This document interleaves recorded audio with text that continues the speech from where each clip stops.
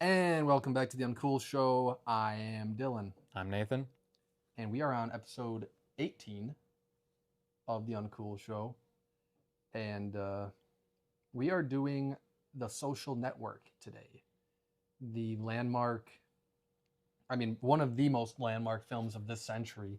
Uh, not just for me and Nathan, our Uncle Gus, a ton of people in our lives, but like this is one of those landmark canon films that continues to grow more important as time goes on. And it's a movie that Nathan and I were just chatting about really quickly. It just every time we watch it, you pick up new things, you love new things, and you appreciate more about The Social Network. Um, why don't you give a little introduction into your relationship as usual with this movie, hmm and just talk about maybe David Fincher a tiny bit too. So my relationship to this movie, I think, begins and ends with obviously at the time, 2010, this was a massive movie, not just box office, critically acclaimed, huge Oscar movie, even though we'll get into this later, but should have won a couple more. And for casual moviegoers and hardcore film buffs, this is totemic. Oh yeah. It's probably think a lot of people consider this one of, if not the best movie of the 21st century. Obviously, it's arguable, but Yep, it's arguable. it might be the best movie of the 2010s. It begins the decade. Yeah, I would say it has because There Will Be Blood is that's '08, right? Yeah, oh 07, I believe. '07. Yeah, Those to me are like or No Country for Old Men. Zodiac. Well, So another Fincher there's movie. so many that like Oh are 07 had a in there lot for me. Yeah, Yeah, for sure. well, so the New York Times did this fun thing earlier this year where they had like just movie fans or whoever wanted to make their top 10 of the year. And I went through that exercise, and Social Network is in my top 10, along with some of the other movies you just mentioned. Yeah.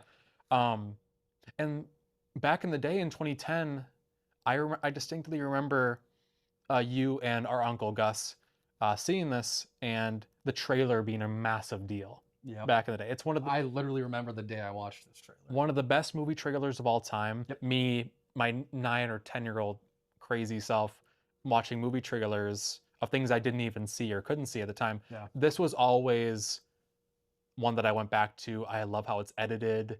It's incredible. The music, the choir Radiohead Creep cover Yep. is amazing. By this Russian like boys choir. It's incredible. It's just an incredible terrific. pull.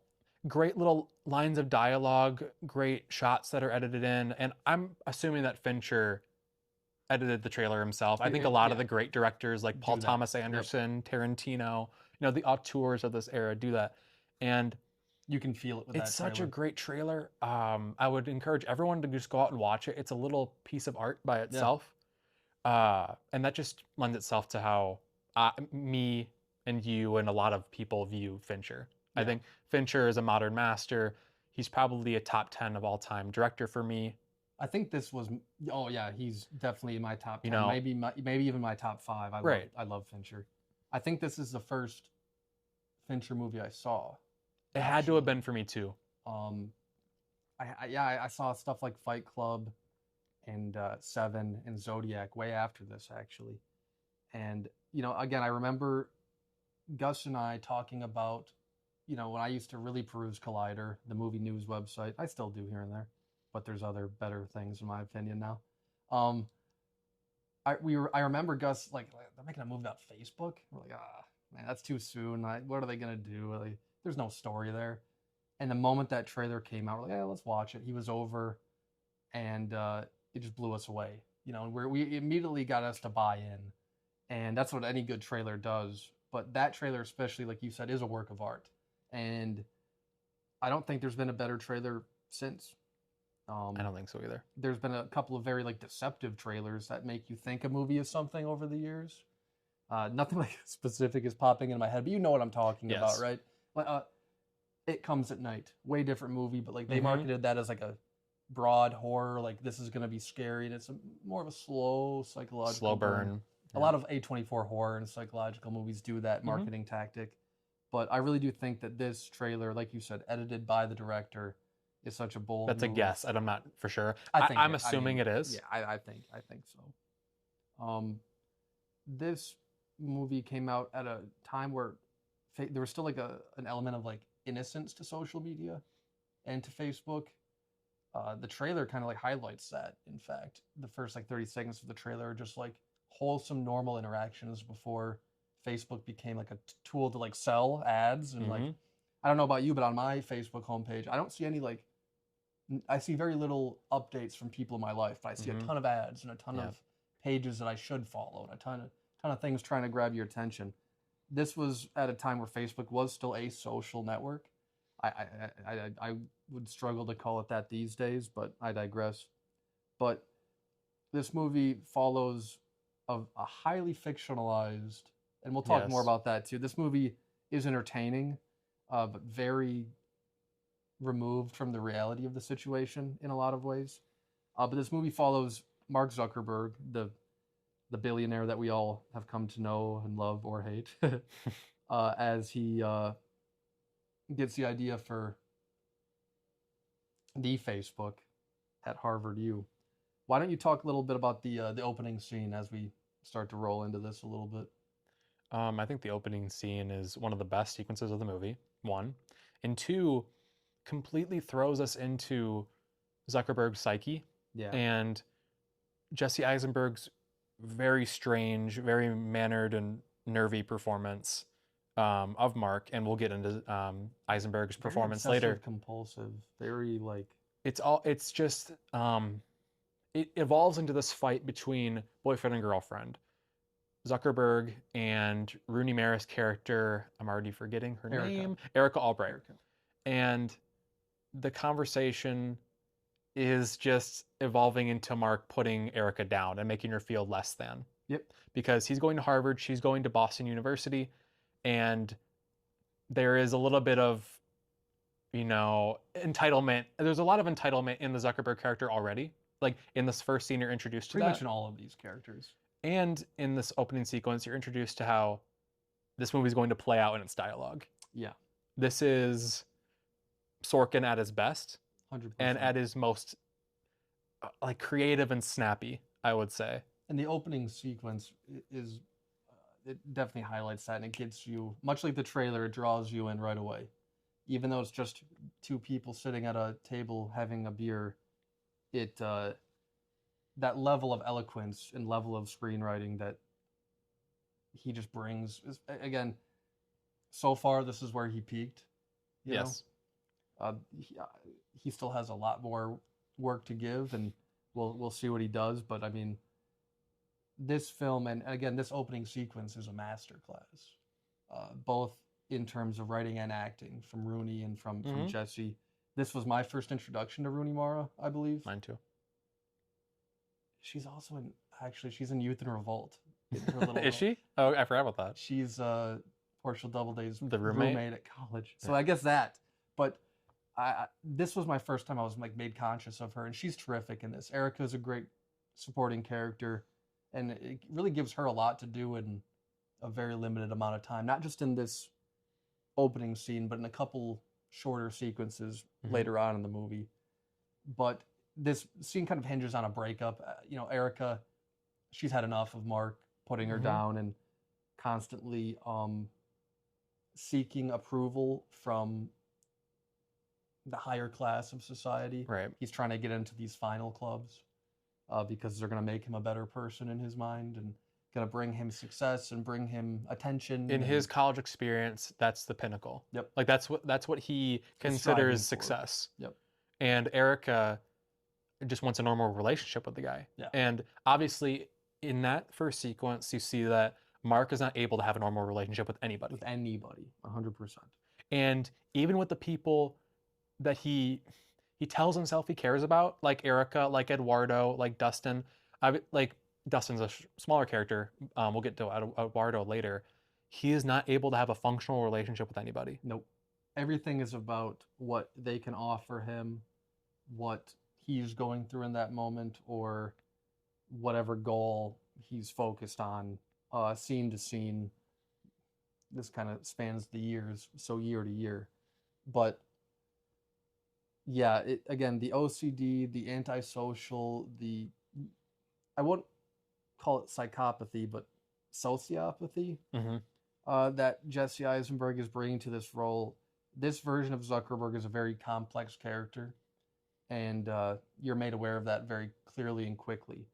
Uh, Erica gives a very cool little exit speech to him, Mm-hmm. which is bookended by, you're gonna think that girls aren't gonna like you because you're just a computer nerd, and I want you to know from the bottom of my heart that's not true. It's because you're an asshole. And Mm-hmm. she gets up and leaves, and we're, as the audience, presented with this is the uh, the beginning of his This is the catalyst for for Facebook. Facebook. In Because reality, that wasn't true. There was no Erica. There was no breakup. He's been with the same girl since Harvard. His wife, who he's so that was completely invented by Fincher and by Sorkin, and mm-hmm. it works really well in this film. It presents Extremely well. Zuckerberg as more of a not incel, but close to that type of energy. That's the energy I was thinking about when rewatching this. He's very much no ability to emotionally regulate. Well, no ability to emotionally connect. And that's where that sociopathy comes in. And from that breakup, in which Erica is completely correct to be leaving, he turns that into this delusional need for revenge in a weird way. He starts drinking at his dorm room after this great sequence where he's walking home from the bar, which is just shot masterfully by Jeff Cronenberg. One thing I wanted to talk about with that, something just to read into that sequence a little bit. Yeah, the title, like the opening credit sequence. Yep. You get this beautifully shot sequence, very basic in its shot structure, and the camera pans over. Usually him awkwardly running home in his flip-flops. And yep. I think that entire sequence, entirely wordless, kind of shows you Mark's, like, his role in that society at that time, at college, where when he's not comfortable with someone, he's really awkward and running, and like you said, in flip-flops and the sweatshirt and the shorts in the middle of winter, and you get this total picture of, like, this is who this guy is, and once he gets back into the comfort of his dorm room and by his computer, he's confident. Yeah. But when he's not around his technology that he's comfortable using, and with his girlfriend and with Eduardo and with his other roommates, he's not he can't function, and he's so entirely awkward. The whole time, during that opening sequence where it's panning and we're watching him run from the bar to his dorm, there's nobody else running. Everybody else is either stationary or, like, slowly meandering through these sequences. Nobody's in a rush but him. Nobody's anxious but him in this opening sequence. Everybody is functional. There are groups of people talking to each other on the street, going to places together. He is sprinting through all of this social activity and normal human interaction. And yeah, I when I watched this last night, that's kind of what I took from that. It's just, he can't stand being out in public. No. He can't stand being surrounded by people in any form or fashion. And mm-hmm. Home is safe. Home is where his roommates, Dustin and Eduardo, and a couple of other kind of like nameless background. They have like a couple of lines here or there, but yeah. And he immediately gets to his dorm, and like you said, he finds his comfort zone. He cracks a beer, and he starts blogging about how Erica is a bitch, and he makes cracks about her family, her social status, her body, and then gets the idea to start comparing female undergrads as he says it, as you would farm animals almost. Mm-hmm. So while he's drunk, he is simultaneously blogging and coding a new website in which he is hacking every Harvard Facebook that he can. At this time, a Facebook was just like an online directory for Harvard students. That's where he took the name from. And so you get this great sequence with, again, more score from Trent Reznor and Atticus Ross, which we haven't touched on. Their score is just dynamite. It's a dynamite score that, like, still people are trying to, like, replicate. It's kind of become like the norm for electronic scores for the past decade and a half. They've really made their mark. And yeah, he's coding, and you're getting this track. I believe it's in motion, and you're also getting the entire sequence with every other like functional person at this college They're partying living it up. and living it up and I being think social. it's an image of the final clubs. Yes. You know, those Elite. like those societies within Harvard. Yep. That are bustling and they're active, and that's another great dichotomy. Oh You know, my you gosh. have Mark sitting on his computer, kind of creating the future of the world. Yep.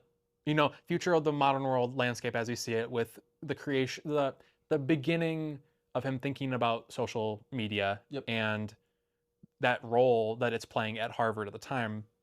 And you get him sitting at his computer talking through like mindless coding information that is not interesting to the audience.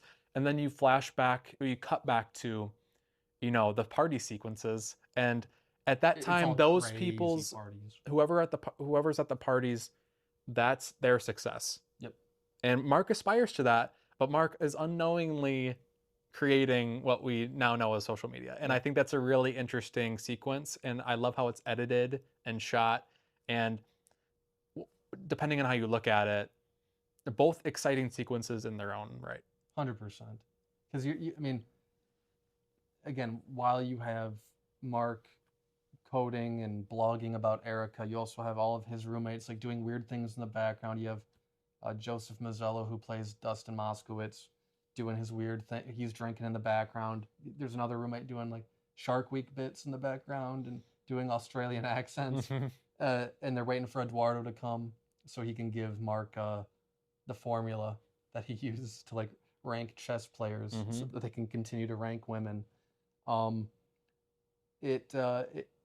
it masterfully it goes deeper into his psyche. Like 99.9% of people who were broken up with wouldn't go about it the way that Mark Zuckerberg, this fictionalized version, yeah, let's get that this straight. fictionalized version of Mark Zuckerberg would. And he goes on this, you know, like I said, a revenge tear in which he eventually crashes the Harvard network and, you know, gets the attention of the board, but also gets the attention of, you could call them our antagonists, but it's such a... It's depending on the point of view. I think everyone in this movie can at one time be an antagonist besides Eduardo. Eduardo's the innocent. But this website, Face Mash, gets the attention of the Winklevoss twins, played by... Armie Hammer. And also Josh Pence. He deserves, you know, his due. He did he did the stand-in work for the other twin, whatever sequences they're in. Yep. And then they digitally put Armie onto him. We're also introduced to Divya Narendra, played by Max Minghella. These are, like you said, these are the elite of Harvard. These guys are already in the finals clubs. They're a member of the Porcellian, which like Teddy Roosevelt was a member of. The movie makes that a fact.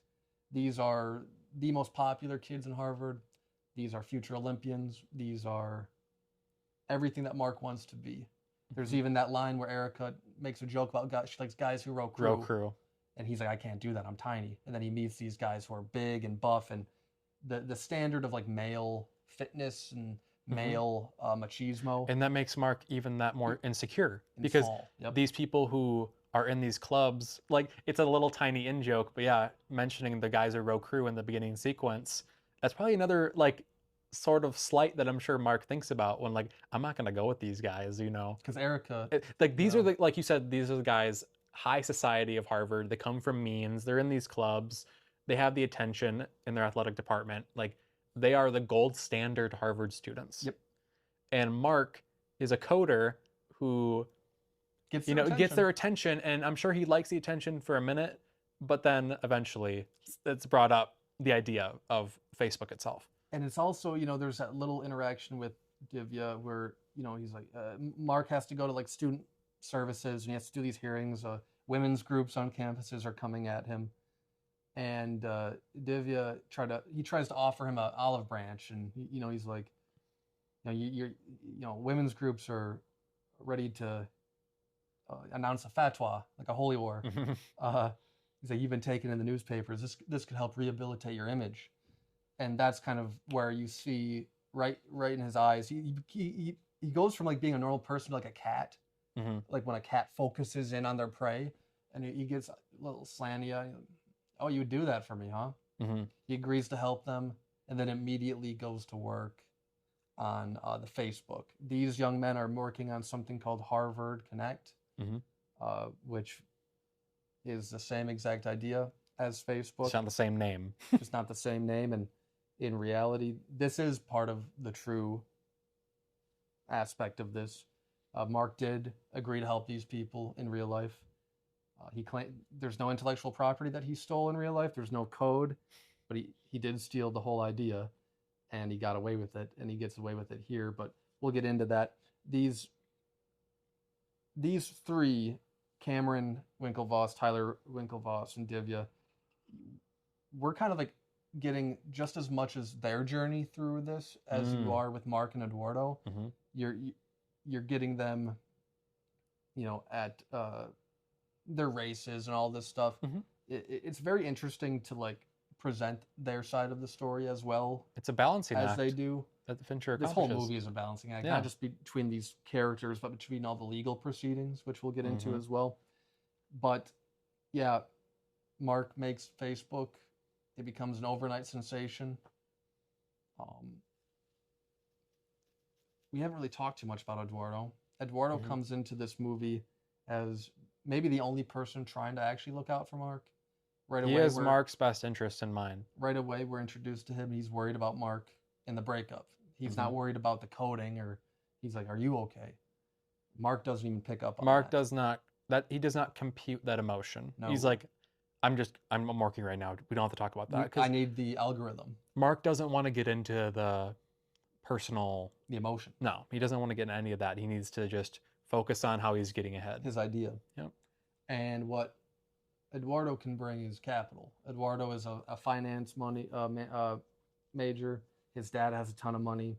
The movie tells you that the real Eduardo made a ton of money betting on oil futures over the summer as a college student.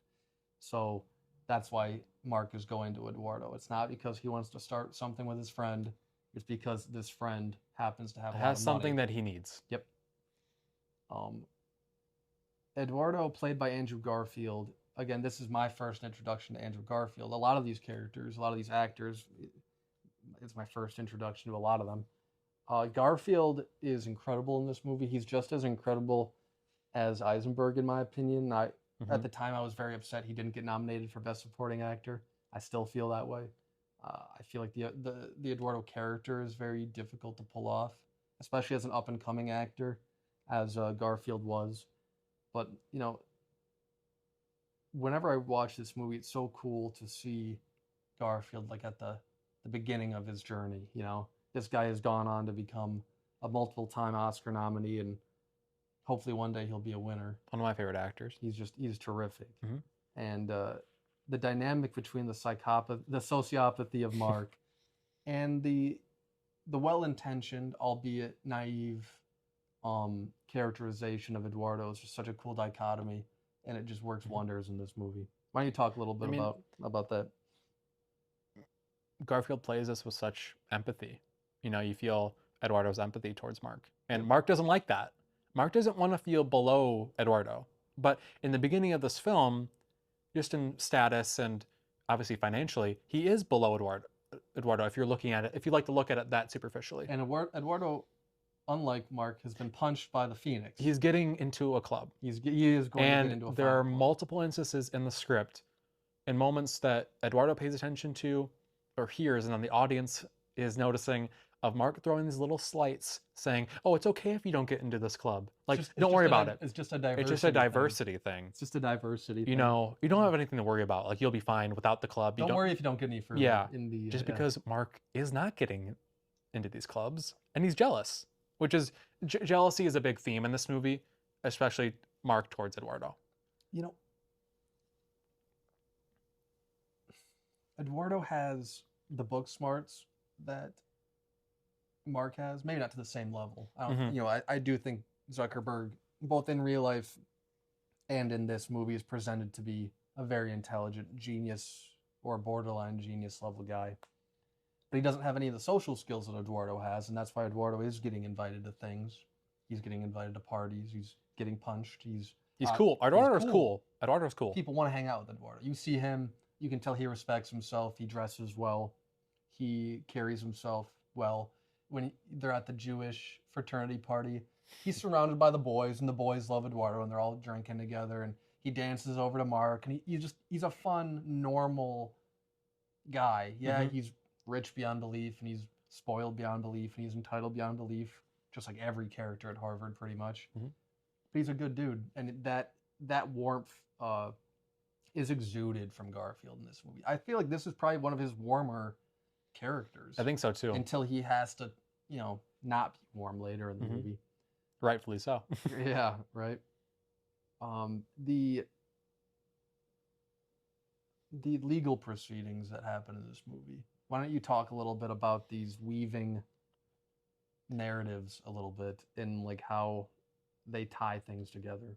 One thing that's catnip for me, and I know for you, is like legal process. And in any movie, I don't know whether that's like just process. Procedurals. It's maybe my favorite aspect of film. Like I think I look at my favorite movies, and a lot of them contain this aspect. I know that's what we love about Zodiac. All the President's Men. I love it in Moneyball, another Sorkin script. Just getting down to the nitty gritty, and within all of the legal jargon and dialogue. I mean, Fincher. Does he edit? Who is the editor of this film? I'm not entirely sure. I don't know off the top of my head. Oh my gosh, the editing in these sequences, not only within the sequences themselves, but also like flashing forward and in the narrative and back. Because lots of balance. In one legal proceeding, you have Eduardo suing Mark. And in another, you have the Winklevosses suing Mark. And Eduardo floats in and out of the Winklevoss case as like a character witness, and both are very interesting in how they're structured and how obviously when you're getting sequences of Mark centering around Mark and Eduardo, you're going back to the Mark and Eduardo legal proceedings, and then the Winklevoss ones are interesting because they're obviously that's about the idea of the Facebook itself, the intellectual property, and them rightfully saying that Mark stole it, and they have and presenting months of emails. Right. And then you go back to, and that's obviously way less personal. Who plays the Winklevoss lawyer? So I'm just going to get my phone really quick. The character's name is Cy. They just refer to him as S-Y. Were you also so impressed with him on this rewatch? I've always just found him incredible. The actor who plays the Winklevoss's lawyer, who Nathan's about to pull up. One second. He is just a powerhouse in a couple of these scenes. David Selby. I'm going to have to really dive into him. I mean, there's that really famous sequence where, no, you don't think I deserve your attention. And then Mark does his thing. But before that, I mean, Selby is just carrying SI. He is going, he has like a tete-a-tete with Mark's lawyer, played by John Getz, who is always great in Fincher stuff. And he's really good here. He's appropriately great here. But you do feel that the Winklevoss's lawyer is more of a shark. He knows, he's one of the only characters in the movie that kind of like immediately knows who Mark is. And knows that he's going to be able to figure, he winks to, and Mark winked to is like a prick. He clocks it immediately, while all other characters have fallen for his stuff. He kind of I'll let this guy hang himself. I'll just ask him the right questions. He'll get aggressive. He'll get a little in his ego, and he is one of the only characters that truly throughout those legal proceedings stands up to Mark and doesn't lose his cool. Because the Winklevosses do, and he tells the Winklevosses to shut up. Let me take care of this. You don't have to butt in, because this guy just knows Mark, and he's so confident. And Sorkin has a blast writing the adults in the room. For sure. We'll get to Larry Summers. That's maybe my favorite sequence in the movie. But he gets that these adults in the room are looking at these 20-year-olds and going, wow, what a fickle game they're playing. But let me play it for you. I'm going to play it because I'm having fun just interacting with all these kids who are very entitled, successful, but entitled. And like you said, that great sequence where Mark is kind of just loses attention and is looking towards the window. It's raining outside. And Gage, the lawyer, is going, you don't like you said, you don't think I deserve your full attention. And everybody on their side of the table like scoots forward. The Winklevoss twins and Divya, because they're like just as confused with this alien as anybody else is, even though they're suing him. No Like, normal there's, like, person this- would do do that. that, and they're fascinated by him, even though they hate him. And obviously, in that sequence, Gage is baiting him. Oh, He's yeah, like, masterfully. And Mark fires back in a very intelligent way. He's saying, I have a legal obligation to tell the truth here. Yeah. This is not verbatim, but no, you do not deserve my attention. You deserve the minimum amount of my attention. My attention belongs back to the offices of Facebook, where my colleagues and I are doing things that no nobody one, in this room, no one in your clients, aka the Winklevosses, are capable of doing. creatively or he says like creatively or Something. intellectually capable of doing. That's And then what it after is. all that, did I adequately answer your condescending question? And Yep. Gage takes it in and then winks He just winks at, at the clients because, yes, Mark is showing his utmost intelligence, but he's also showing. that he's scary. Yeah. In terms of how he can shut off emotions Immediately. Yeah. And I don't know. Well, you see it in his lawyer and in Rashida Jones, who is in this film, Mhm. playing a counsel to his lawyer. The moment he gets done with that rant, his lawyer settles back in his chair, looks really uncomfortable. She looks straight down because there's no defending that in a court of law. You know, even if you're in the wrong legally, if you behave with decorum, there's a shot that your lawyers can make some magic happen, right? In real life and in movies, but like Mark refuses to play the game. They lose that edge that they Yeah. have in the courtroom. Yep. And likely adding to the amount of money that Mark is going to have to pay off the Winklevosses because he comes off as like a worm. Yeah. Versus, like you said, Gage, the lawyer, is the shark. You know, he can see right through Mark and he's centering all of his attention on him and trying to get him to slip up in those interactions. Yep. But long story short, those legal proceedings are probably my favorite sequences in the whole movie. I love that process-driven dialogue. Yeah. And like I said before, Sorkin, you can just see, like, you can just feel him so excited by these sequences. And obviously, Sorkin has a background in law. He went to law school, law student. A lot of his movies are centered around either process or the law. You know, A Few Good Men is a big example. Yep. This. There's the Chicago 7. There's some aspects in Moneyball Yep. and in Steve Jobs, you know, where it contains a lot of just this process dialogue The that jargon. is we as an audience don't completely understand, and maybe he doesn't either, but he makes us feel like we do. Yep. Which is really important.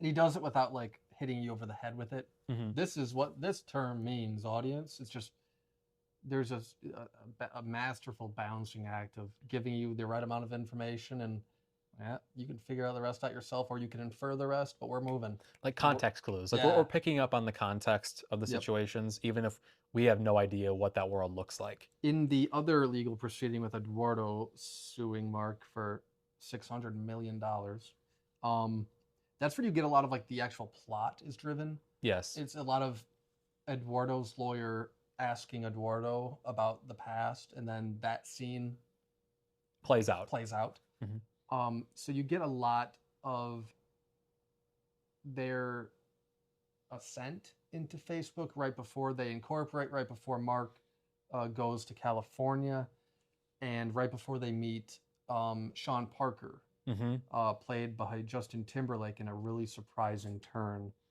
We're introduced to Sean Parker as he's sleeping with an undergrad, Dakota Johnson. Dakota Johnson. Again, another actress who this was a lot of people's first introduction to her, if not the first.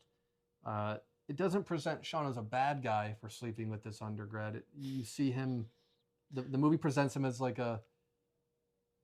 right away a very cool, confident, Like Lothario. Lothario, Like this yeah. ladies' man who, well, it does show his penchant for sleeping and dating younger women, which is yes. a thing that comes back at the very end in a very sure. meaningful way, for sure.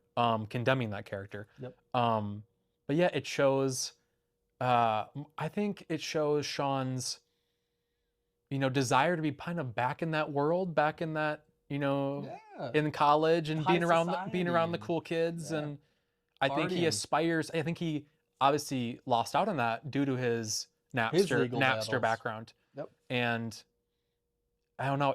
He's like you said. He's cool, calm, and collected. Never frazzled until the very end. Until he isn't. Yeah. And yeah, he eventually hears about Facebook from the student Amy, Well, who he goes on her computer while she's taking a right, shower, and he's like, "What?" He's like, "What is this?" Yeah. And tells her, "There's a snake in There's a here, snake in Amy." here, He's trying Amy. to get her out. Yeah, that's a great sequence. And then I she could have gotten tangled in the thing and died. I could have slipped and died. Yeah. But then like a shark, But or like he sees blood in the water. Much like the Winklevoss's lawyer, like he has an eye for talent and Yes. an eye for like, oh, this is going to be something. It might not be the $1 billion thing that he tries to sell them, but which it did turn into, of course. But he knows right away, I need to find you, Mark Zuckerberg. Mm-hmm. And then these two worlds kind of collide in a very meaningful way, in which, you know, Eduardo and Mark are at this point. Yeah, Mark is still a weirdo, but you can tell they're in it together. They're going to these lectures, the Bill Gates lecture where they meet Brenda Song and her roommate and start a relationship with them. They start to plot, you know, moving on to new schools and, you know, really taking this thing worldwide. And that's when Sean Parker comes into their orbit. This dinner scene with Sean Parker is one of my favorite scenes. I know it's one of yours too. We're introduced. This is only our second time seeing Sean, so you see him sleeping with a college student. You're not really sure how old Sean is, but he's older than her. He's older by her by quite a bit. And then somehow they get in contact, and they have this dinner in which becomes, as the movie calls it, the Sean Parker Variety Hour. And it's set up by the legal proceedings sequence with Eduardo saying, you could just read it on his face how this interaction did not go well. Yeah. And he was very put off by Sean. Yep. And you see that throughout. Eduardo is basically like, he's trying to sell ads for the company. Yeah, and he's trying to get money for the company. But before Sean steps into the restaurant, Mark is very excited and nervous. Yep. This is a person that Mark is like, this is like an aspirational, like, if I could be like this cool guy, innovator yep, online, I've accomplished something. And you know, Sean Parker at that time was very infamous for Napster. Napster had been sued by, as this movie calls it, anybody who had been to the Grammys. Napster was a huge thing and a huge story. I can see Napster getting a cool Sorkin-esque movie down the line. Sean Parker is an interesting character. But Sean comes into this dinner and gives them everything from Napster, tells them, you know, how he started it, his issues with case equity, his issues with being stalked, and this like level of paranoia that he brings. You don't really ever figure out if any of it's true or if it's Sean. We kind of assume that it isn't because Eduardo's kind of the voice of reason. Eduardo's going, what does he say? A psychologist would call him paranoid. Yeah, I'm not a psychologist. He's like, we got that on the record. But if I was, I would call him paranoid. Yeah. And you do see that in how you thought Mark was nervy. Sean is even more nervy, and the film alludes to him maybe having a drug problem. Oh, for sure. You kind of in this high class New York restaurant, he knows everybody. He's calling the waitress over. He's like, he's a VIP there. He controls that environment. Yes, that nightclub sequence is incredible as well. Again, Sean Parker, as he comes in the movie about midway through, and for about 45 minutes, he's just commanding the screen. It is by far the best Justin Timberlake performance. Easily. It feels like a role he was born to play. Not just with, you know, his superstardom and the music scene and everything he ascended through and went through, I'm sure, in the 90s and early 2000s. It really does feel suiting that a superstar plays somebody who views themselves that way, even if they're not. Which is partly probably why he was cast in the first place. I didn't even think about that. That that makes sense. Delusional confidence.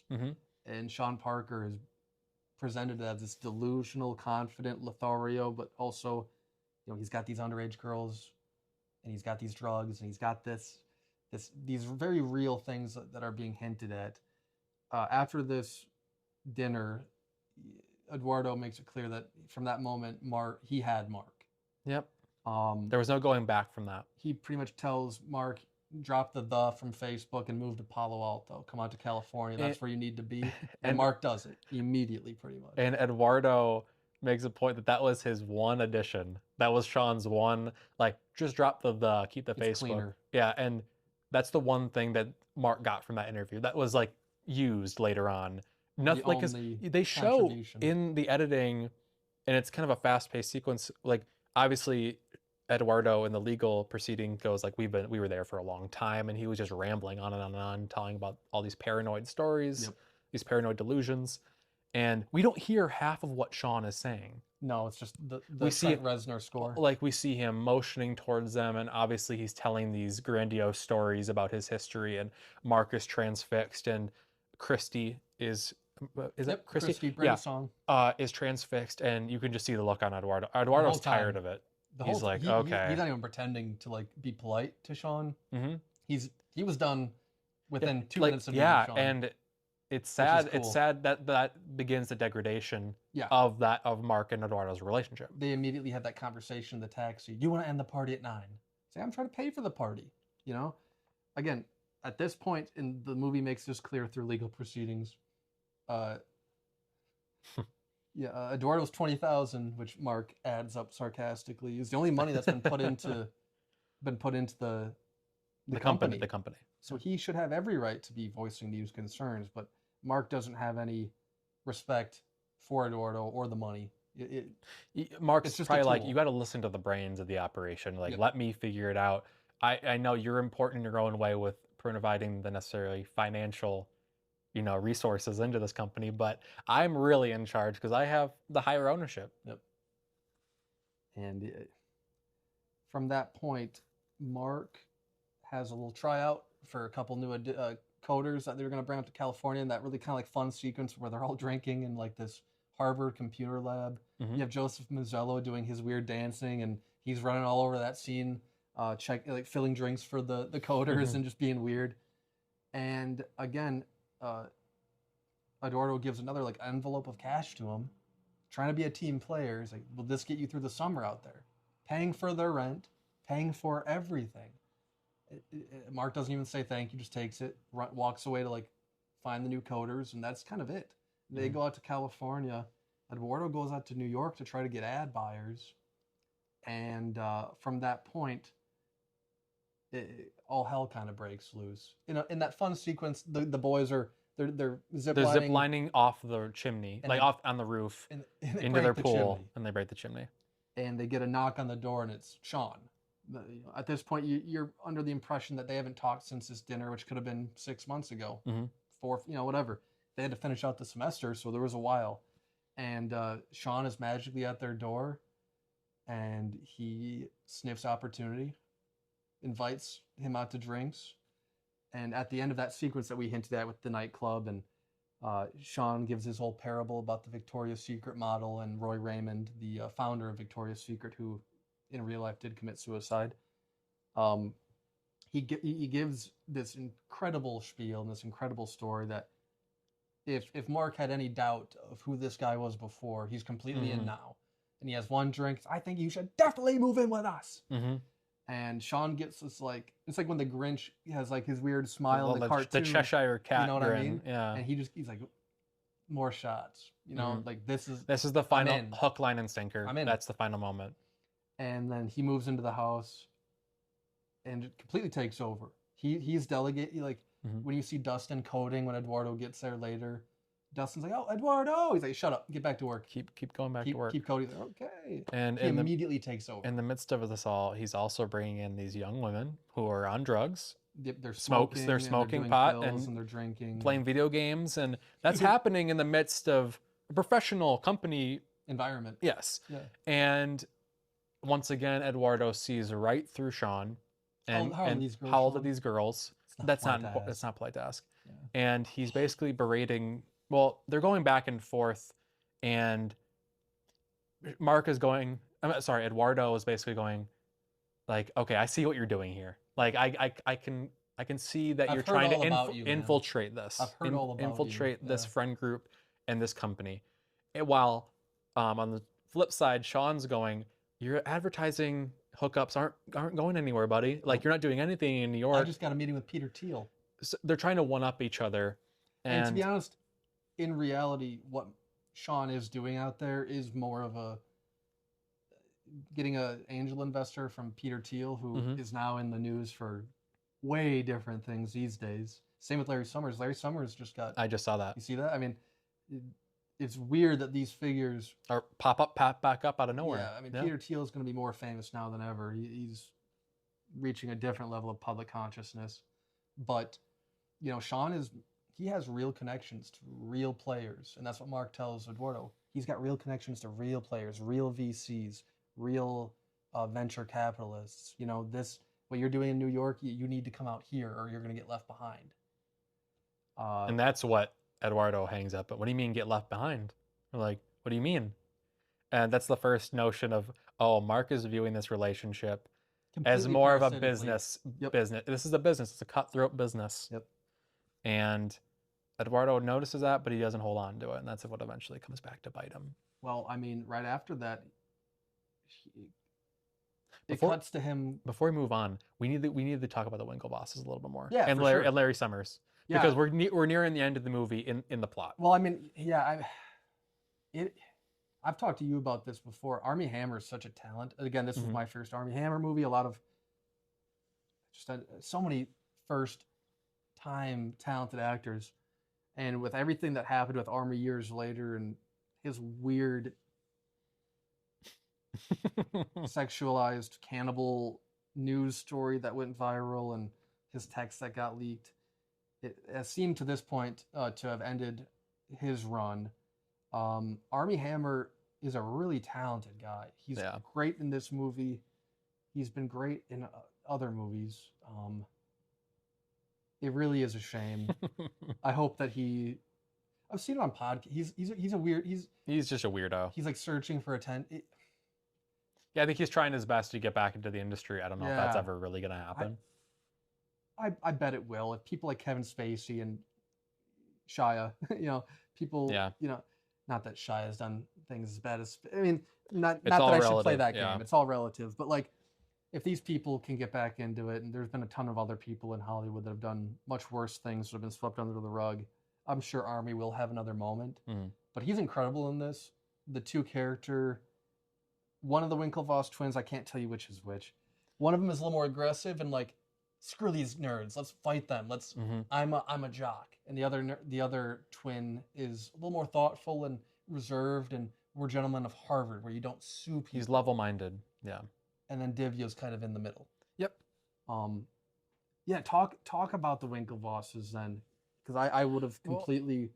That's why, because we need to talk about Larry Summers, and obviously they play a big role in the narrative because it's more a secondary piece of the narrative, but it is important nonetheless. Yep. So after we talked about the sequence where they talk about all the emails that were going back and forth, and Mark flaking continually on the Winklevosses. Week after week. And eventually, Divya, in this great sequence where they're in like a music hall at Harvard, taking this a cappella concert. Yeah. And he's with his girlfriend, and she's on the Facebook, as it was. 7 people just spam me this link. And he looks at it, and you could just see like he goes white. Yeah. And he leaves. He goes right to the Winklevosses who are practicing their rowing, and says he stole our website. It's been live for 36 hours. From then on, between the editing of the legal proceedings, it's like a ramp up of them talking about how they're going to go about him stealing their idea. And at first, like you said, the one, I wish I knew their names and differentiated them, but the cool-headed one saying, guys, no, like we're going to take this to the courts. Like we're going to be serious about this, and let's not be too vindictive. Maybe he messed up. And they're like, that's ridiculous. Yeah, he's on the phone with his dad, and their father is like, I'm sure he's a good guy, and he didn't mean to do what he did. He is trying his best. He's trying. Yeah.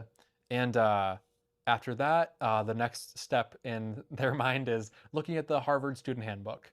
And there is a piece of that handbook saying you cannot steal from another student. And they eventually take that. And they use their father. Is it the dean?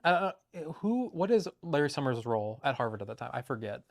I believe he was the dean of students or something. Yeah. I mean, he Regardless, it doesn't matter. like something of student conduct, or Yeah. he's high up in the Harvard architecture, and at this point, Larry Summers had been a previous Secretary of State of the Treasury. Oh yeah.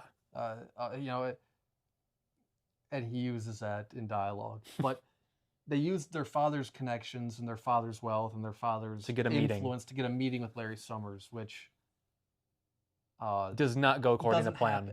Doesn't go according to plan, and doesn't happen with undergrads, which Larry Summers makes that very clear.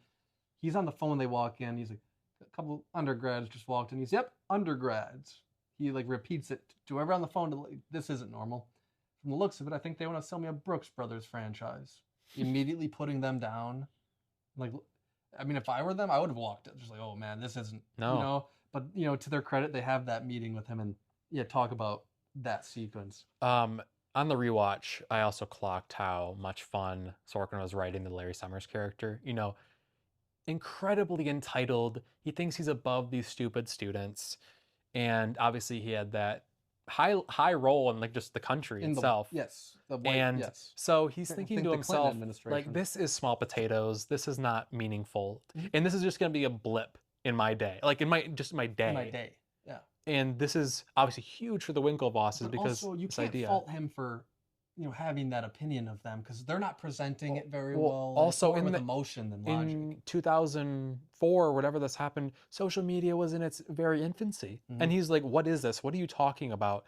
And he alludes to, at this school, Harvard students think you should just create your own jobs, invent your new jobs. So I think you should just invent something else. Yeah. And one of the most like iconic lines from that movie is when it's in the trailer.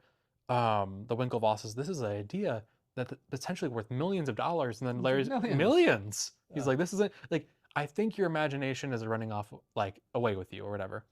And but going back to Sorkin, like, he just writes him so well, and he's constantly putting down the students, and the Winklevosses are getting more and more annoyed, and they're becoming a little bit more entitled, and they're talking about their father. And Larry Summers, there's also a secretary taking notes in the meeting. He's like, whatever her name is, how did they get this meeting? Their father. And she like has a real tone too. She's like, friends of their father, And he kind of immediately shifts a little bit. He has a little bit more of like, Mr. Winklevoss.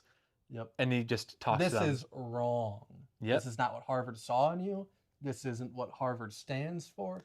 You don't get special treatment. It almost feels as if he's almost about to say to them, like, I'm gonna tell on you guys, like to your daddy. Don't bring this kind of stuff to me. To me. Yeah. Like, you guys are of means, like, this is so small in terms of the bigger picture of you guys' lives. And he tells them the courts are always at your disposal. Which is what they do. And that's how he gets them to leave, really. It's like, this is not a Harvard Thank issue. God they listened to him. Yeah. Because that's what ends up getting them their huge settlement. Money. Yeah. And we should say that the Winklevosses were also Olympic athletes. They placed third. They got bronze. I think they're bronze medalists in the 2008 Olympics in China. These are not just accomplished businessmen. These are accomplished athletes of the highest order. Their mental capacity and their mental fortitude is very much baked into their characters. And you get to see that play out in a really interesting way. I mean, that Summers, I don't know who plays him, but the way that he dismisses them and the way that he speaks to them, like you said, Sorkin is so good at writing the adult in the room. Very much so. Especially the adult who is either actually smarter or thinks they're smarter. Both of which come into play in this film. Okay, one thing I wanted to mention in this podcast. So, Larry Summers is played by Douglas Urbanski. Douglas has been in 5 movies. He is a longtime producer partner with Gary Oldman. Okay. And he's produced a lot of his films. And all the movies that he's been in, Gary Oldman has also been in. Besides Social Network, that's the one. So he has a weird role just in the industry itself, and he is a non-actor. Yeah. And it's cool to see him sorry, I had to put it this way, just cook in that like 5-minute sequence that is another YouTube rewatchable scene that I go to all the time. And Yeah, just a really nice. It might be my favorite sequence in the movie. I eat it up every time I watch it, and I just love the evolution of that scene and how frustrated the Winklevosses get and how just like eye rolly Summers gets. And Mm-hmm. it ends in one of my favorite. Well, in the beginning, before they go in for the meeting, the secretary at the beginning at the entrance of the office talks about how old Yeah, they're just sitting there. and the one of the one we're sitting in chairs. Actually, she tells them, "Do not touch anything. Yeah. This is like a hundreds of year old building." She says this building is older than the country that it's in, so do be careful. And they look at each other. We're sitting in chairs. They're not touching anything. They're not like. And then the more aggressive Winklevoss, when they exit the office, he Yeah. breaks the doorknob. Oh, just broke a 325-year doorknob, then slams on the desk. Yeah. The next important sequence we get with the Winklevosses is the race in Britain. Yep. And that's another great sequence with great score from Ross and Reznor. Yeah. And it's a very close race. The Winklevosses get second, and then they're in like the quarters of whatever they're in like establishment, like a really nice school. Yes. Yeah. Like Oxford maybe. Like, I don't know, one of those legendary. Echelon, yeah. And they're in their suits, and after this brutally close race, they're hearing it from some of the officials. Andrew. Prince, yeah. Albert, is it Prince Albert? Albert or Prince Andrew. And talking about how brutally close the race was. Excruciatingly close. And he also drops that his daughter watched the race online. Yeah, on Facebook. On Facebook, and that she doesn't go to school in the States. Mm-hmm. Which is the Winklevoss's first, like, oh man, this is going global. This is global. Yep. And they go into that room, and then they eventually, the one Winklevoss, the cool-headed one, it basically goes like, okay, I've had enough. Like, we're gonna go through the courts. We're the freaking nerd. We're gonna get the freaking nerd. Yep. And they're all so happy and excited, and that's really the last big sequence we get with them before, like, they eventually just live on in the legal proceedings. Yeah. But so flipping back to Eduardo and Mark, like you said, after that sequence when they visit in Mark's house in Palo Alto, there's eventually going to be a big part, unless I'm missing anything, like a big party for Facebook. One thing go ahead. I know what you're about to say. What? Well, Eduardo sees all this stuff, and coming back, he freezes the company's account, which does get the attention of Mark and Sean and Peter Thiel and whoever is in Peter Thiel's office. The relationship is getting more frayed. Yep. And Mark calls Eduardo saying, like, why would you do this? You almost destroyed the company and what we have. But then Eduardo's very apologetic and goes, I'm sorry. Like, it was childish. Like, I'm sorry for doing that. But I needed to get your attention. But then to one-up Eduardo and his financial commitment to the company, Mark goes into the Thiel investment. Saying like he gave us like a $500 million investment, angel investment, in an office. They're incorporating us. They're setting us up in an office, and you need to come back right now. You can kind of see like a sigh of relief in Eduardo going, "Oh, okay, like it's all worth it." Yeah, like we're good. And then Mark says, "I need my VP," and we're gonna have a big party for is it million of users? Million members. And we have paperwork we need you to sign. And they bring back Eduardo, and it is a brutal ending for Eduardo. Eduardo comes back to the office, signs these papers, thinking that these people are his lawyers. He makes a point to say that in the legal proceeding in that sequence. He also tells these guys that Mark doesn't care about money and he needs to be protected. And they're like, "Oh, sure." Yeah. They both look at each other really quickly, and they just keep going. Yeah. They probably feel bad for doing this in a way. Oh yeah. But they're just part of the game, though. Figureheads for Mark and Sean. And like Eduardo admits it in one of the hearings. He never read it. I should have had my lawyers look over this. I should have had my lawyers look over this, but I thought these people were my lawyers. That he could trust Mark. Yep, that he could trust Mark, and Mark would never put lawyers in front of him that would, this is just... That would mislead him in any way. Eduardo thinks it's just a formality. And the guy is like, would you like to use my pen? As he signs his own death certificate, essentially. And so it cuts back to the present day where Eduardo's staring out the window catatonically, and he's like, my dad won't even talk to me, and he's embarrassed about how it all ended up, and even though he's going to make all this money from the lawsuit, the fictionalized version of Eduardo is still very, whether it's months or years later, still very taken by this. And he turns to Mark and he's like, "I was your only friend. You only had one friend." And that's kind of the last interaction we have with them. You get that one more flashback where Eduardo's telling the last story to the lawyers. He's like, I didn't know whether to dress for the party or for a meeting, so I dressed for both. And he walks into the office. Nobody's partying. Everybody's working. Yeah. He's already clocking it. It's kind of weird. These same lawyers call him into another office and they ask him to sign more papers, in which Eduardo was like, I thought they were joking at first until I started reading. And then you get maybe the most iconic scene in the movie. It is. It's also become legendary just because of how many times Fincher filmed takes of this. It was like 68 laptops or something, or 68 takes. Something unbelievable. Just unbelievable. But, this whole time, the first time I'd seen it, I'd been completely blown away by Andrew. But this sequence was like, whoa, this guy's going to be... This is what I thought he should have been nominated for. And I think that, right away, I'm like, oh, man, this guy's a star, And why don't you talk about that last sequence a little bit?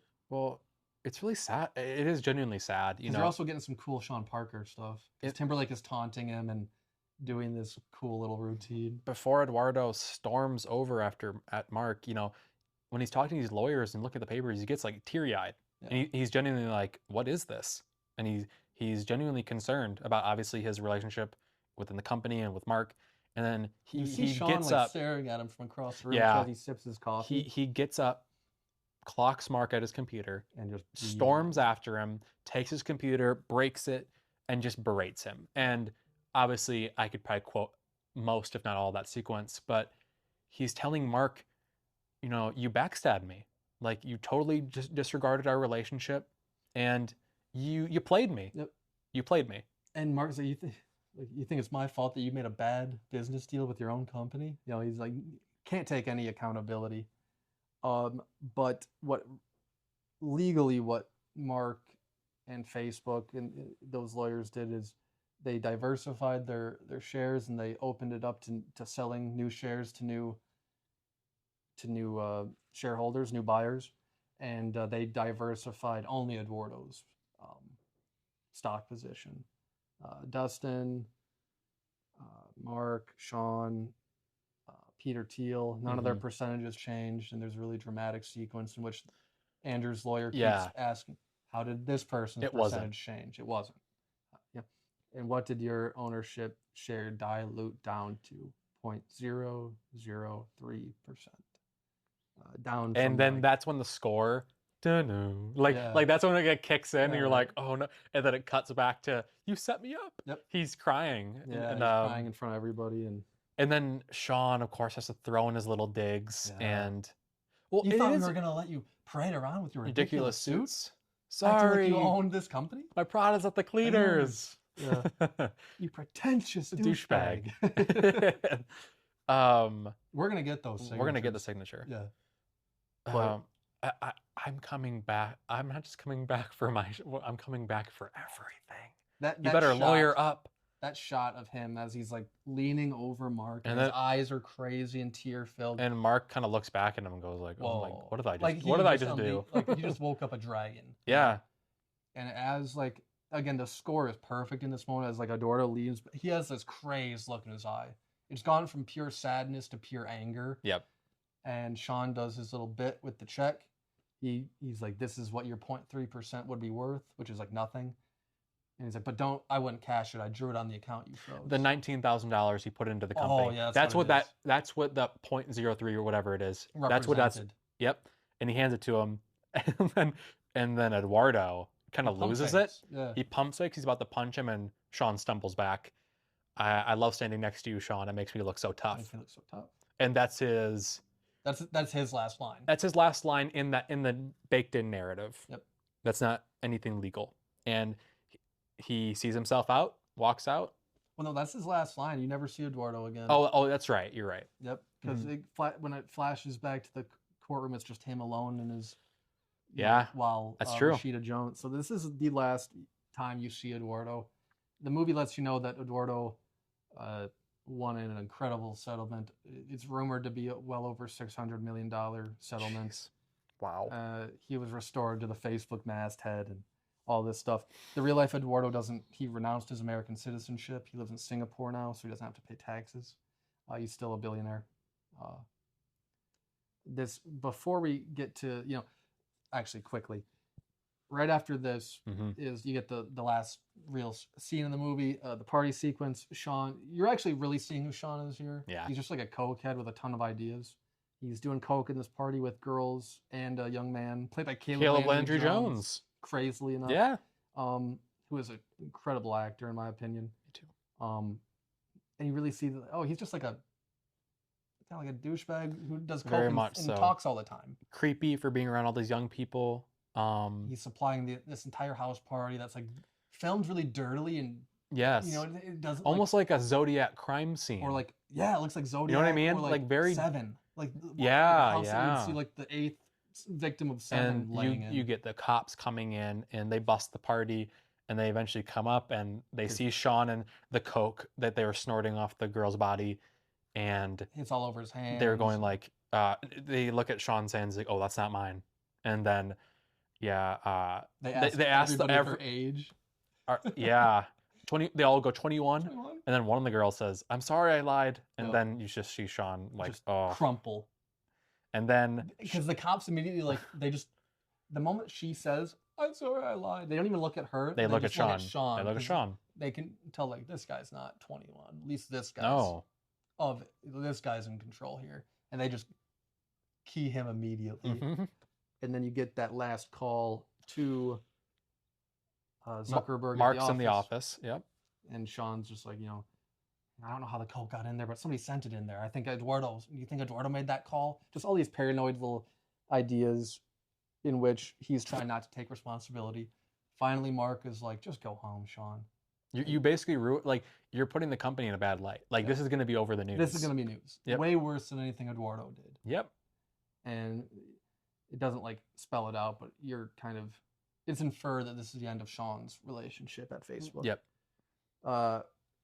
You have Zuckerberg alone at the Facebook offices looking at his business cards that say "I'm CEO, bitch," which is a real thing, a callback and a real thing that Zuckerberg has on his business cards.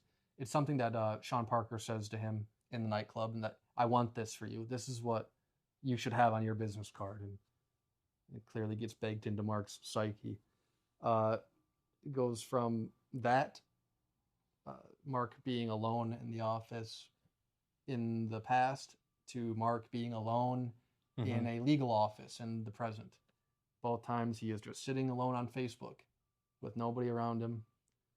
And you get Rashida Jones giving her moment of the movie, I'd say. It's her biggest moment. Basically telling Mark how the legal proceedings are going to go and how they're going to view him. The verdicts. Yeah. Like you're going to have to settle with everybody. And he's like, "What? Why?" Like, because you're not likable. And she pretty much she goes through how if she were the leading counsel, how she would get an actual jury to view Mark. Yep. And all the tactics that she'd use, and you can see him realizing like, oh, you're right. Yep. But he's brilliant, but he's at a complete blind spot to that the whole movie until she points it out and he's like, oh, yeah, I do look kind of like a jerk. You're gonna she's basically like, you're gonna have to lose, and him realizing that. Yeah. But then she says it very succinctly. It's a speeding ticket. Yeah. Like the fees you're gonna pay are gonna be nothing for you of your end net worth. Like this is gonna be so trivial by the end of your career. And he basically goes like, "Are you hungry? Like, do you want any food?" Yes. And she flatly says no, like I can't or whatever. And then she has the line, the last line of the movie. Yep. You're not an asshole, Mark. You're just trying so hard to be. And she sounds kind of like sad and saying it like that's just who you are. Yeah. Like what Erica said about him. Yep. In the beginning. So different parallels in that way too. And she delivers it in a much sweeter way because she's not dating this guy. She's not, she sees him as kind of like this wounded freak, I'm sure. So she leaves. He's spurned by yet another woman, which again is not indicative of reality. No, and also But- that I'm sure that character was created too, the Rashida character. Definitely. Erica's not real either. Right, That's and never a then real thing. it just cuts to him sitting, and he goes on Facebook and looks up Erica Albright and tries to request her adds her as a friend, and then just refreshes over to make sure. and over and over again as we get a postscript. And then we get an amazing needle drop. Yep. Baby, You're a Rich Man by the Beatles. Yep. One thing about the needle drop that I clocked this time is I love how I'm sure Fincher put thought into this. I mean, look at the Beatles themselves, four extremely talented and well-off musicians who I view kind of Sean Parker as like the Yoko figure, as that interesting parallel. Just coming in and screws up the dynamic up a little bit. This friend group, they break off, very similar to what happened with Facebook. And if there was any like member of the Beatles that you could like point to as being a Zuckerberg, I would say it'd be Lennon. Yeah, maybe I know people like Lennon had his great. Eduardo was kind of like the Paul, the sweeter, kinder guy. John Lennon was like very hippie and like a peace loving and like a radical, but like behind the scenes there were things with Lennon that were very unseemly and very unacceptable in terms of like the abuse of his family and both families, in fact, and both. John Lennon he's a very complicated, complex creature, and that's how. This is a Beatles song sung by Lennon. It's not a McCartney song. It's not a Harrison song. It's not a Ringo song. It's a Lennon song about being rich and about that wealth being pretty much all you need. How does it feel to be one of the beautiful people? How does it feel to be that rich as this man is sitting alone refreshing Facebook? So Mark got to where he wanted to go. He's reached ultimate success. Yep. But then obviously he encounters the fact that he has nobody in his life that truly cares about him. Nobody to share it with. At that point, obviously in this highly fictionalized narrative. Yes. And now he's going back to the one person at the very beginning of the movie that actually cared about him at the time and is trying to reach back. And we know, knowing Erica, knowing how strong of a character she is, she'll never respond or get. And we haven't really talked the Erica Albright character shows up sparingly throughout the movie. There's this great look that she gives that's in the trailer after her roommate shows her in the very beginning of the movie the ranking and also what Mark wrote about her. Yeah.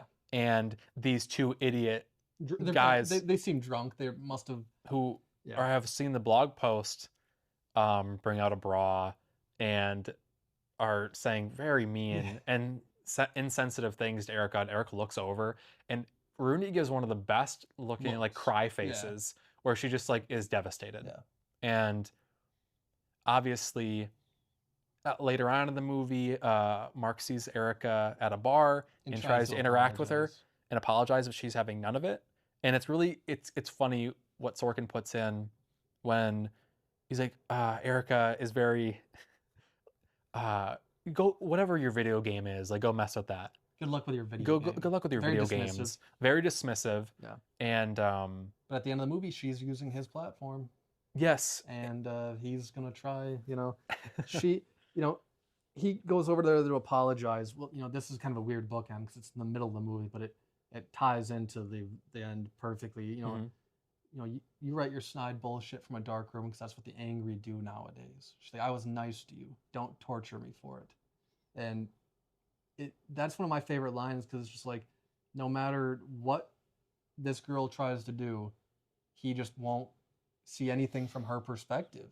And even at the end of this movie, after losing close to $1 billion through these 2 lawsuits concurrently, he was just, again, that last shot of him just alone in that office is perfect. It's perfect narratively, but again, before we end this, I do want to just say some things about this movie is not like, other than the Winklevoss stuff, pretty much none of this movie is like rooted in reality. I actually read an interview last night with Sean Parker that him and Eduardo were never like, they're boys to this day. That's interesting. I didn't know that. Like Sean made a lot of money off that too. Even he got out of Facebook. Eduardo and Mark had their issues, but they, a lot of this movie is completely invented. Again, Erica completely invented. Brenda Song. a lot of these. Eduardo was never in New York trying to do ad sales, and there was never that like dynamic. There was a lot of things that were completely invented. Um, and when Sorkin sent this script to Zuckerberg, Zuckerberg just like flatly refused to participate in it. And Sorkin was like, that was a really good thing for us because we would have had to rewrite the whole thing because none of this is rooted in reality. The book that it's based off of, The Accidental Billionaires, consulted absolutely nobody other than Eduardo. Mm-hmm. That's interesting. No, but not Dustin, none of the ancillary. It is just Eduardo's perspective. So of course the movie is going to make Eduardo the only character. Very sympathetic character. Very sympathetic character. Just a lot of this wasn't rooted in. I mean, he did screw him out of that deal. You know, there was lawsuits that, you know, Eduardo had to sue his way back into it, really. But like, this has been presented as a docudrama. It took years for anybody from this movie to admit that this wasn't rooted in the truth. It took Sorkin a long time to admit that, which is very strange to me.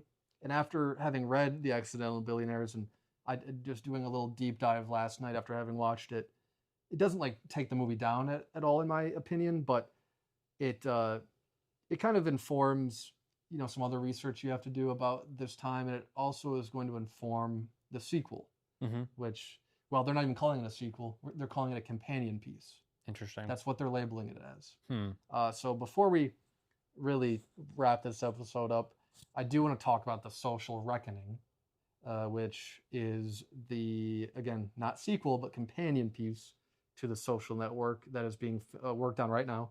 Aaron Sorkin is directing. Completely new cast, no holdovers. Jeremy Strong is replacing Eisenberg as Mark. And I love Jeremy Strong. He's a great actor. Also, Jeremy Allen White, of the Bear fame, Mikey Madison. You know, most recent Oscar Best Actress winner. Yep. And a lot of other cool character actors.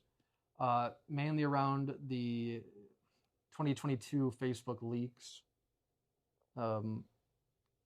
centered around free speech and censorship and the first Trump presidency, and a New York Times reporter, two New York Times reporters will be played by Jeremy Allen and Mikey Madison, who broke this leak and reported on it, and it led to the real Zuckerberg having to go to Congress for hearings. It's led to a real conversation about social media that's still happening as Facebook, Meta, continues to acquire other platforms and acquire other ad platforms and make political decisions. It's a very important topic. Nathan and I aren't very sold on the companion piece. No. It's not. This has been something talked about for a long time. Sorkin and Fincher coming back to do a sequel. For me, Fincher not being involved is a red flag. A real red flag, almost a nail in the coffin for me. I like Sorkin as a writer. Nathan and I have thoughts about him as a director. And this movie, while the plot and while the narrative, the timeliness, the prescience of it matters. It's inherently interesting, and it does carry some social weight. It does carry social weight, and it will be an important movie when it comes out. Whether it's good or not is completely objective. Yeah. I mean, it's subjective. Like, I'm not entirely sure that it's going to be very successful. Like you said, I don't think Sorkin is the greatest director. He's had struggles. And I think when he's not being held in check and when he's not writing for an amazing filmmaker, I think it's very tricky. Yeah. I think he's going to lose. He'll probably lose himself up his own butt for a while. Yeah. It was highly publicized that Eisenberg was contacted for this and probably offered a lot of money to come back as Mark. He denied it. I think he wants to stand firm with Fincher and not touch this again. And like you said, there were opportunities for him to make a sequel. Before this, it was talked about. It's been talked. I remember it too. It's been talked about for a long time. And I get that it's a timely way to make a sequel, and it is important in Zuckerberg's history now. Yep. It's a big stain on his career. Uh, it it will be interesting to see how this movie plays out, and I'm how interested, but like very. I am like the most cautious about this that I've felt about like anything related to one of my favorite movies. This isn't like IP like Star Wars or Marvel or anything. Like this is kind of a weird. I don't think I've ever even considered a sequel to something as Like good that, yeah. or as unique as a a social network. Right. So maybe it is a good thing that they're trying to divorce it a bit, and recasting and doing a whole different thing. It feels very, while it is a prescient topic, it also feels like, let's just get some money quick. It doesn't feel. It feels part feel cash very- grab. yeah. It's cash grab masked in like, oh, this is going to be socially important. Yeah. And this movie is a movie of its time. And it probably And will be. it will be. But do I trust Sorkin to tell that reliably? No. There's I a lot don't. of pressure on him for sure. Maybe he'll rise to the occasion because of that pressure. This could be And being surrounded by Jeff Cronenworth, Right. who's returning to film, returning to be the cinematographer. Hopefully, they'll get Atticus Ross I'm sure it's been talked and about. Trent Reznor back. You and I talked about this with David Fincher moving into a Tarantino-directed universe, and Sorkin moving into the Fincher. It's like I would give anything to just not have, if this is going to happen, I would much rather have Fincher do it, Yes. of course, and I'd much rather just have Quentin, Yes. hone in his world. Mm-hmm. I find that whole thing very strange as it ties into the social reckoning, but I am cautiously optimistic. Cautiously excited, not optimistic, but I don't know. It just doesn't feel right without Fincher. It just doesn't. And Fincher has been making some like weirder choices lately. I think The Killer is great. Mank, Less successful but good. Yeah. And I'm sure The Adventures of Cliff Booth will be a fun time. It'll be good. Yeah, it's just this feels way more. The Social Reckoning feels like it'd be way more akin to David's style of filmmaking and the sensibilities, and rather. But it is is David Fincher going to make like a lighthearted, it's a detour, fun movie? It's really weird. It is. It is a really big detour from the rest of his career. Huge. The rest of his filmography is very cold, calculated, dark, disturbing at times. Yeah. And yeah, going to like sunny Los Angeles and making a throwback Brad Pitt, Cliff Booth vehicle. It's going to be a change in scenery for sure, quite literally. Yeah. And so yes, I do agree. I wish that Fincher was involved. Yeah. It is a shame. I think this is one of Fincher's best movies. For me, it's up there with Zodiac and Seven. I love pretty much everything Fincher's made. I really do. Even his lesser works to me are really, there's something to be learned from them. Even like Mank, which I've only watched once. He's one of the best people doing it, and it feels weird. But like you said, it's a detour. We'll see what happens after these detours, but cautiously optimistic for The Social Reckoning. If you haven't seen The Social Network, which this is one of those movies that like feels like everybody of our age group did see this movie at one point or another. It's one of the more popular movies of our generation, totally. But if you haven't, this is just an impeccably written, impeccably paced, impeccably filmed, impeccably acted, impeccably directed film. Just impeccable. It's a masterpiece, and there's a reason why it is commonly referred to as one of the best, if not the best film of the 21st century. It should have won Best Picture. It should have won Best Director. Yes. It should have won Best Score. Jesse Eisenberg. Actor. It should have swept the Oscars. To put this in perspective. The King's Speech. I was just going to mention The King's Speech won all of the Oscars besides screenplay that this movie should have won. Like there is truly, that is one of the more awful Oscar travesties and snubs. I think that a massive mistake. Fincher still has yet to win Best Director.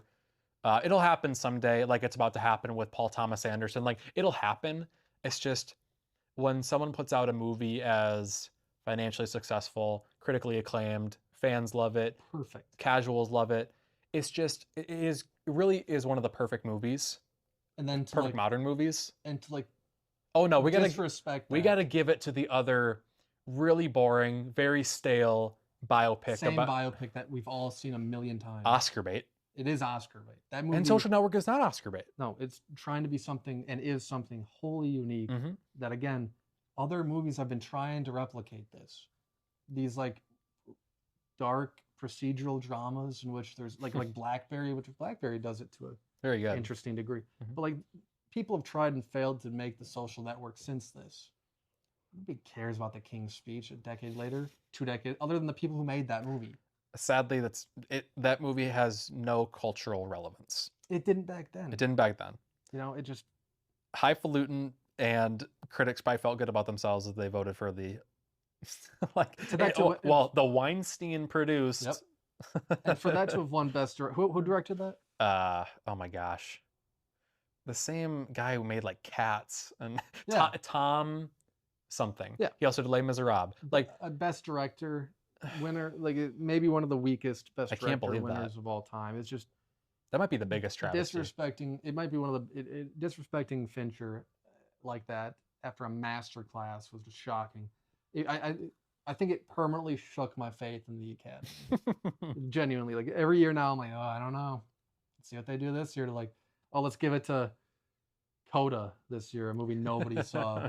Let's give it to Nomadland, a movie nobody cared about. The Oscars always has opportunity to reward movies that are both that fans love and that are financially creative. Successful, creative, really bolster the industry and shows the industry what it looks like to make a great movie, as well as something that critics, it's just like beloved. Like for instance, this movie Sinners and One Battle After Another. I hope those movies are recognized. They'll get love. They'll get love. And I think that the Oscars they're a crapshoot. They really are. Year to year, it's completely wild. I'm glad the voting body is getting younger and we're getting more diverse films and more interesting films being nominated. But yeah, looking back at it'd be 2011. The 2011 Oscars, really bad. Unbelievably bad. And continues to look worse and worse as years go on. But okay, Fincher will get his whatever. In conclusion, again, The Social Network is just it's a masterpiece. It blends different genres, it blends different sensibilities, it blends an enormous cast of different characters and different character actors. Some for 5 minutes, some for 50 minutes. You know, this movie really, you would think they, shot this for 3 years straight to get it, to get it right. It's just impeccable. And if you haven't seen it, you got to give it a shot. But anything else you want to say about The Social Network? No, go see it. It's one of my favorite movies of all time. And prepare for the social reckoning. Prepare to get reckoned. Yeah. Well, thank y'all for tuning in.